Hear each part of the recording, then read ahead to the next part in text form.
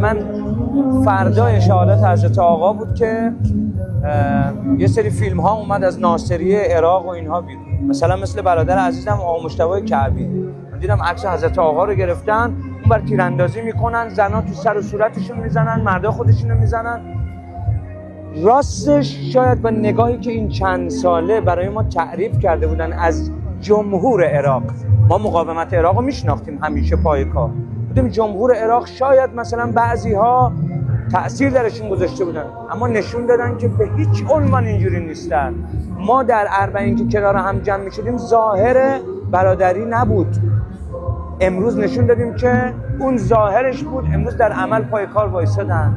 شاید از ما بیشتر یا همتراز ما برای آقای شهید ما عزاداری کردن، دسته های عزا، موکب های عزا، قول میدیم بهشون که براشون جبران میکنیم انشاءالله. یعنی ایرانیا یعنی یادشون میمونه، براشون کم نمیذارن، براشون جبران میکنن، مخصوصا در ایام اربعین. من همه تلاشم اینه مداحان عزیزی که این روزها اینجور تلاش کرده بودن رو خودم برم ازشون خواهش کنم با همدیگه در دسته عزای اربعین حسینی ان شاءالله شرکت کنیم. سلام ها رو به همشون برسونیم.